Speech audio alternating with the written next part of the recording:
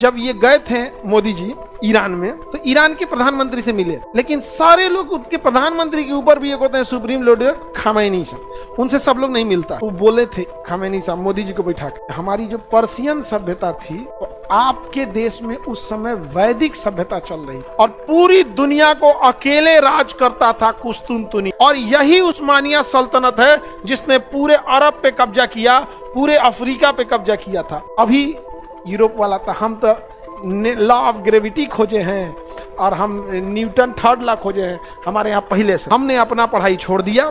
Iran वाला भारत से जितने स्क्रिप्चर्स थे, जितने शास्त्र थे, जितने समझदार थे, यहां से चूंकि ये व्यापार के रास्ते जाते थे तो यहाँ किताबें यहाँ पहुंचने लगी, और भारत का जो वैदिक ज्ञान था वो उठ के कहां चला गया? ईरान। कहां चला गया? ईरान। और ईरान में इतना रिसर्च हुआ कि भारतीय ज्ञान का रिसर्च भारत में ना होकर कहां हो गया? ईरान।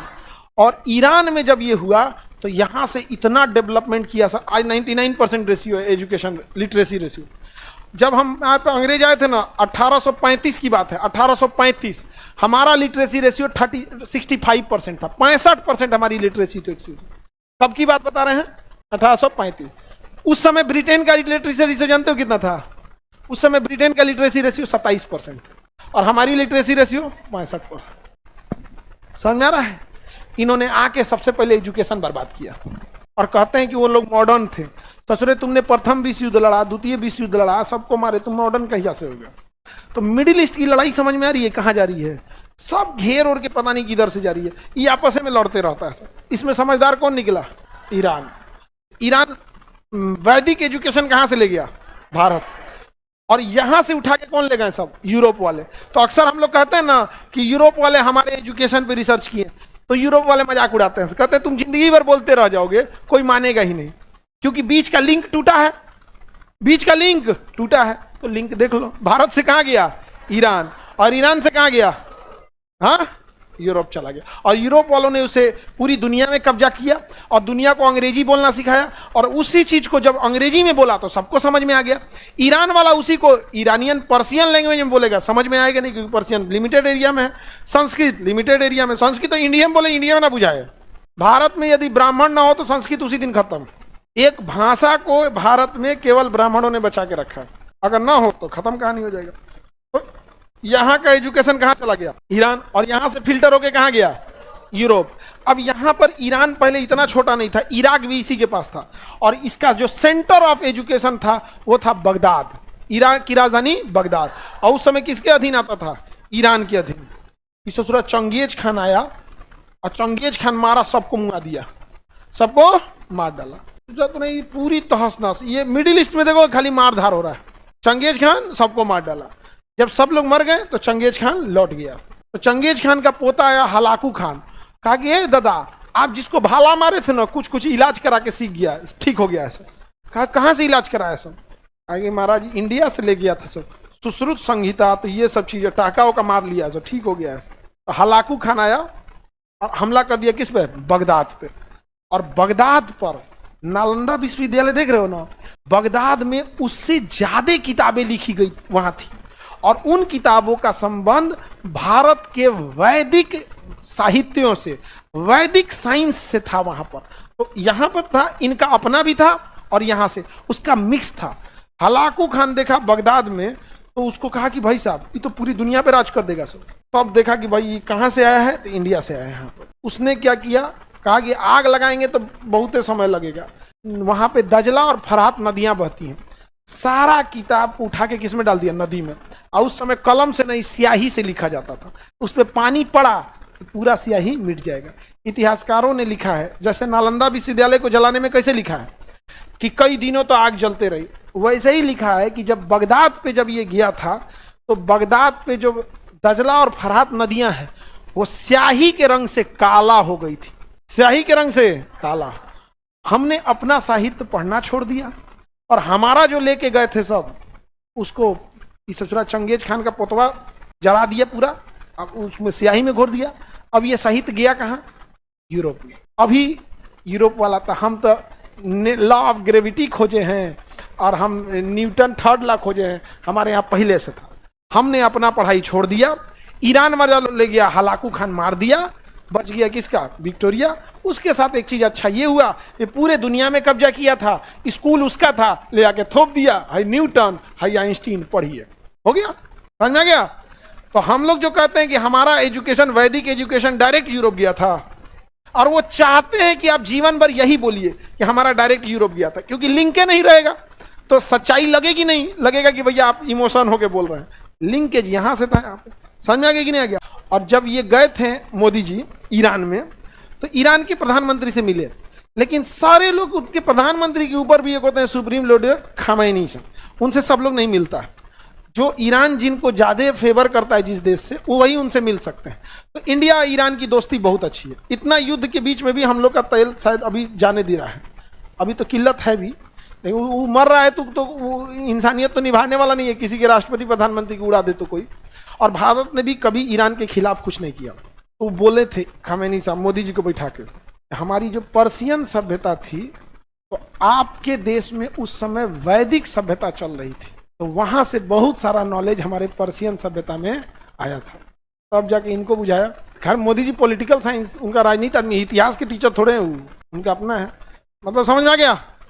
ईरान पहले पर्सिया था, तो अरब वाले पहले आक्रमण किए, पर्सिया को बर्बाद कर दिया सिकंदर, सिकंदर जला दिया था पर्सिया, बहुत खतरनाक था सिकंदर, आग लगा दिया था, दारू पिया था और उसकी एगो बहुत प्रेमिका थी, उसको चढ़ा दी, तो दारू पी के आदेश दे दिया जला दो पर्सिया। उसका एक रीजन भी था, सिकंदर जब पैदा नहीं हुआ था, तो सिकंदर के पैदा होने के 200 साल पहले, 150 साल पहले, ईरान यानी पर्सिया का एक राजा था, जर्कसीज नाम था उसका, जर्कसीज सबसे बड़ा अय्यास और सबसे जालिम था। वो कपड़ा की जगह खाली सोना पहनता था, हाफ पैंटो पहन के घूमता था, तो किस चीज का? सोना का। और यहाँ जंजीर उंजीर लटका के रहता, किस चीज का? सोना का। इतना मतलब वो सोना एकदम रहता था। और जो रथ लगाया था, वो रथ किस चीज का था? सोना का।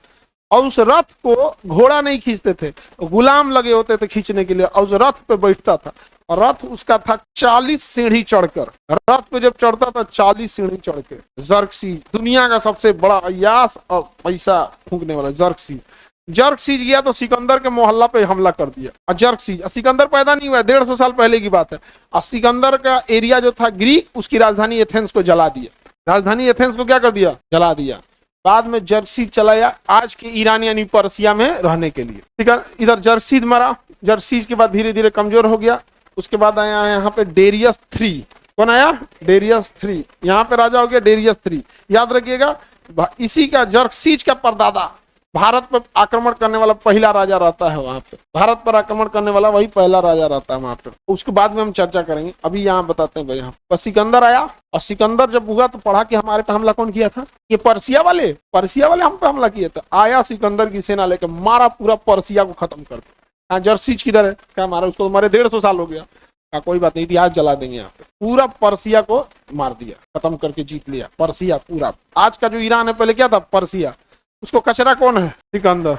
और उसका सिकंदर रात में थक के 4 साल तक युद्ध किया, 4 साल में पूरा पर्सिया को अंत कर दिया। जब उसकी राजधानी पहुंचा तो थका हुआ था, तो उसकी जो सचुरान सबकी पहले बहुत प्रेमिका होती थी, वो दारू पी रही थी, उसी में चढ़ा दी। क्या राजा है, आपका पूरा खानदान जलाया था यही जर्कसीजवा। 150 साल पहले हुआ तो क्या हुआ? अभी आदेश दे दीजिए। बस ये उठा तो दारू पिया था, जला दो, तो जला दिया, तो पूरा का पूरा जला दिया। अब उसका पर्सिया खत्म। फिर अरब आए, सब अरब कब्जा किया। सब अरब वाला सोचा सब इसको अपनी भाषा सिखाएंगे, अरबी सिखाएंगे पर्सियों को, हबीबी कम टू दुबई। लेकिन पर्सिया वाले इतने पढ़े लिखे थे सब, कि उन सबको अरबी छोड़ा के ओकनियों को पारसी सिखा दिया सब। मुसलमानों को अरबी से छोड़ा के फारसी सिखा दिया सब। क्या सिखा दिया सब? फारसी। नया भाषा, अपन भाषा सिखा दिया सब, फारसी। तो मुगल उधरे से आया है सब, वो आया सब, तो भारत में क्या बोलने लगा सब? फारसी। क्या बोलने लगा सब? फारसी। तो भारत का आदमी फारसी एक्सेप्ट ना करे, हिंदी बोले, तो हुआ क्या? तो भारत का आदमी कहा कि तो हमारा फारसी सिखाएगा, हमरा तो फारसी सिखाएगा। तो हम लोग मुगलन को जानते हैं क्या सिखा दिए लोग? उर्दू। वो ना फारसी है ना हिंदी है, मिक्स है। तो उर्दू का जन्म कहाँ हुआ है इन्हें? और वो गलती से फारसी और हिंदी का मिश्रण हो गया। वो अलग हो गया।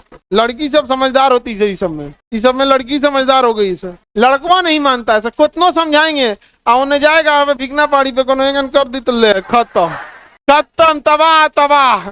लड़कियां मान जाती है सब, लड़कियां सब समझदार होगी सब, देखेगा मुझे हमसा कहीं अपना दिन गिर गया, जिंदगी भर बेरोजगार रहेंगे, अगर भाई भाग यहाँ से, नहीं समझ आ गया, इस सब चक्कर में नहीं। और लड़की लोग याद रखो, सच में जितना ईमानदारी से ये मेहनत कर रही है सब, वो दिन दूर नहीं कि अगर तुम लोग ऐसे ही घमंड में लापरवाही करते रह गए ना, और लड़कियों को जो देखो, लड़कियों के ऊपर मोटिवेशन क्यों, उनके आगे करो या मरो वाला स्थिति है, नहीं पढ़ेगी जीवन का पूरा सपना टूट के बिखर जाएगा। तो मेहनत कर रही है सब, और अगर ऐसे ही रहा तो 30-35 साल में आरक्षण तुम लड़कों को देना पड़ेगा, देख लेना कितना जिम्मेदारी से ही पढ़ रही है सब। 30-35 आरक्षण किसको देना पड़े, लड़कों को। यही हुआ था ईरान में, ईरान में जब खमैनी की सरकार आई थी तो उसने कहा कि भैया बुर्का वगैरह मैंडेटरी रहेगा, वहां की महिलाओं ने पढ़ाई करना चालू किया, जितनी यंग महिला हैं। अब जैसे कोई नहीं पढ़ाई किया तो उसका लिटरेसी रेशियो जब भी काउंट होगा तो उसमें काउंट होगा, जितनी यंग महिला, 99% लिटरेसी रेशियो यंग फीमेल्स में, 99% ईरान में कुछ जगहों पे पुरुष को आरक्षण।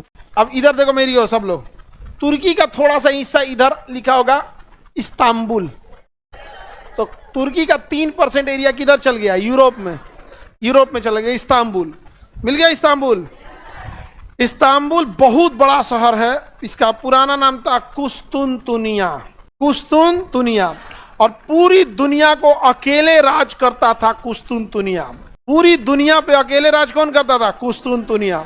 और ये पूरे मुसलमानों का गढ़ था, इसका नाम था उस्मानिया सल्तनत। क्या नाम था? और यही उस्मानिया सल्तनत है जिसने पूरे अरब पे कब्जा किया, पूरे अफ्रीका पे कब्जा किया था, और यही वो उस्मानिया सल्तनत है जिसने पूरे रूस यूरोप पे कब्जा कर लिया। और जब ये उस्मानिया सल्तनत कब्जा करते हुए इटली कब्जा हो गया, फ्रांस कब्जा हो गया, स्पेन कब्जा हो गया, तो यहां से भागा था पुर्तगाल से वास्को डी गामा कि नया जगह खोजो, इसुसरा मार के मार डालेगा सब, समझ में गया। तो भैया तुमको बहुत ज्यादा शौक था वास्को डी गामा को, तो कहीं नहीं आ गए थे इधर से, इधर से कहीं नहीं आ गए थे, ये एरिया ये एरिया से भी तो आ सकते हो, आसान एरिया है भाई। भारत में जब भी आए, मोहम्मद बिन कासिम इधर ही से आया, मोहम्मद गौरी इधर से आया, गजनबी इधर से आया, बाबरा इधर से, वास्को डी गामा का नहीं आया, मार मुआ देता सभी सब। उस्मानिया सल्तनत वाला इतना मारता, सब खत्म, ये भागा था सब, लिटरली एकदम भागा सब यहाँ से। तब क्या करे सब, इस सबको रोकना बड़ा मुश्किल हो गया था। तब उन्होंने कहा कि इन सबसे सीधी लड़ाई में लड़ना बड़ी मुश्किल है, ये तो मार के खत्म कर दिया, सब पूरा यूरोप पे कब्जा हो गया, समझा गया, पूरे यूरोप पे कब्जा हो गया था उस्मानिया सल्तनत का। तो कहा कि इसको कैसे मारा जाए, तो देखा सब कि ये करता क्या है सब, देखा सब इसमें से कोनो शराब नहीं पीता है, तो धीरे धीरे इन्हें शराब की लत लगाया। उसके बाद इन्हें अय्यासी में लत लगाया, कहा कि यूरोप वाला कहा कि यह सब दिमाग लगाया सब, कहा इनको अय्यासी में फंसा देते हैं।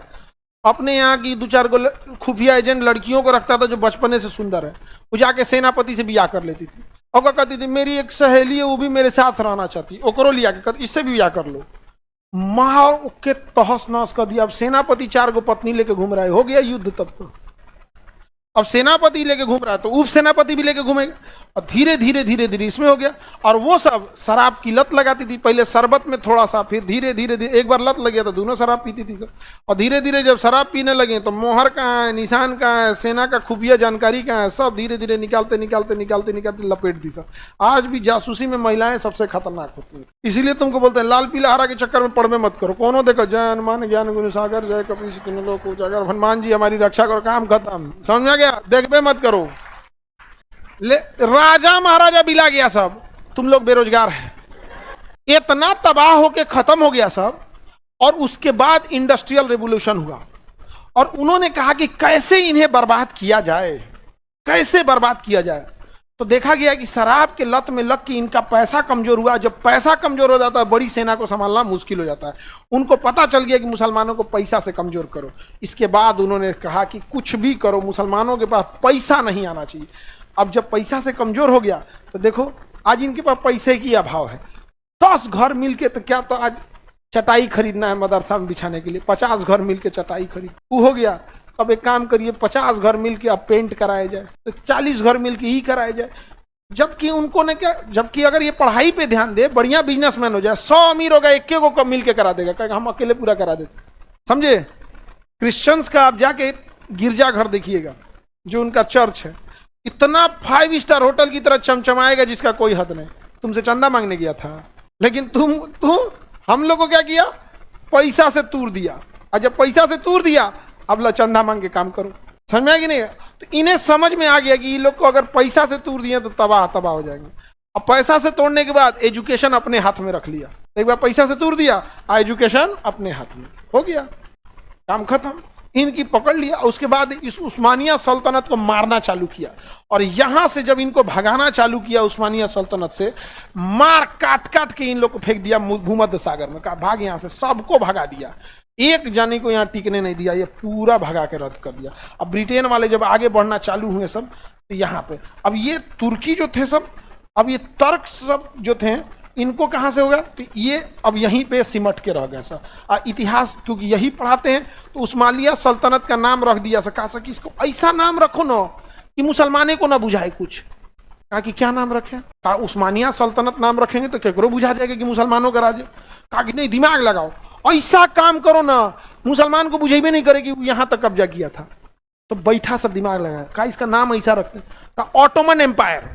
उस्मानिया सल्तनत का नाम क्या रख दिया? Ottoman empire. आज जाके तुम किसी मुसलमान से पूछोगे ऑटोमन एम्पायर को जानते होगा ना, ये सब हमको नहीं पता, नामे दे दिया होगा ऑटोमन एम्पायर। जो ऑक्टोपस नाम दे, उसका नाम क्या था? उस्मानिया सल्तनत। नाम क्या दिया? ऑटोमन।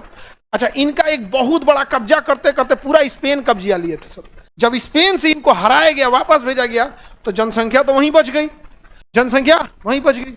कहा इन सब को कैसे भेजा जाएगा? तो स्पेन वाला कहा कि कोई बात नहीं, सड़क में बिछा दो इन लोग को। तो इनका कबर नहीं बनाया गया है, सड़क बिछाया, मारो बिछाओ सड़क पे, ऊपर सड़क बना दो, 10 साल में गल जाएंगे ये लोग। गया नीचे, काम खत्म। तो जाके अगर उस्मानिया सल्तनत की कब्रें देखनी है मुसलमानों को, तो जाके देखिए, वहां पर पूरा बिछा दिया है नीचे। अब भर भर के यहाँ से, फ्रांस से, इटली से, कहाँ फेंक दिया?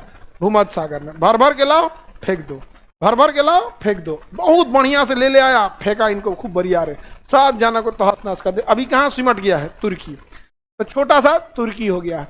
और नाम क्या दे दिया इनका? ऑटोमन साम्राज्य। एजुकेशन कौन रखा है अपने पास? यही सब यूरोपियन स्टाइल ऑफ एजुकेशन है, अपने पास रख दिया। और नाम क्या रख दिया? Ottoman empire. किसी को लगता है कि मुसलमान का राज्य है? नाम क्या रखा था? ऑटोमन। दूसरे को छोड़ो, मुसलमाने से पूछो तुम जाके, ऑटोमन जानते हो?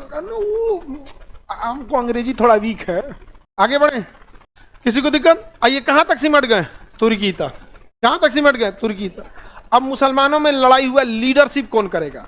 तो यहाँ चूंकि यहाँ मक्का मदीना है, तो अरब वालों ने कहा कि हम लीड करेंगे, हम लीड करेंगे। तो अंग्रेजों ने किसका साथ दिया? अरब्स का।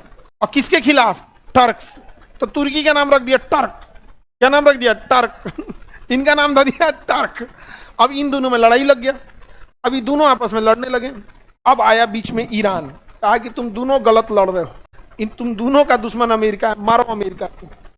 ईरान अमेरिका का यार, ये तो गलत डायरेक्शन लेके चल गया, गलत डायरेक्शन में लेके चला गया। तो ईरान ने, अमेरिका ने कहा कि पहले इन्हीं को मारो, पहले क्या करो? इसको मारो। तो अमेरिका ने यहाँ पे पहले से सैन्य अड्डा ले लिया, सैन्य अड्डा ले लिया, चारों ओर से घेर लिया। किसको मारने के लिए? चाइना उठा तो सारा अड्डा का इंफॉर्मेशन दे दिया, किसको? ईरान को। और रूस एकदम सैटेलाइट से पिन पॉइंट लोकेशन दे दिया। अब मिसाइलों में उस लोकेशन को फीड कर दीजिएगा तो वहीं जाके गिरेगा। और उसको पता था कि अगर इन अड्डों पे हमला करेंगे तो इसके पास डिफेंस सिस्टम भी है। तो रूस और ईरान ने, चाइना ने गिन के सैटेलाइट से देख दिया, अच्छा 70 को मिसाइल लगा है यहाँ पे, 50 को इधर में, मतलब मोटा मोटी 150 मिसाइल है। ए ईरान, 200 ड्रोन मारो। भाई 200 मार दिया, वो सेम लोकेशन में कितना मार दिया? 200। और 150 को मार के गिरा दिया गया, अब बाकी बचा 50 को, में चल गया है। तो अभी तीनों में लड़ाई चल रही है, समझ आ गया कि नहीं आ गया? तीनों में। इसमें पढ़े लिखे बस यही दूठो है सब, ये तो तेल खत्म खेल खत्म, तेल खत्म खेल खत्म, इनमें कौन जी आता है? पढ़े लिखे यही दूगो है सब, समझ आ गया कि नहीं? ईरान की लिटरेसी रेशियो बहुत ज्यादा है।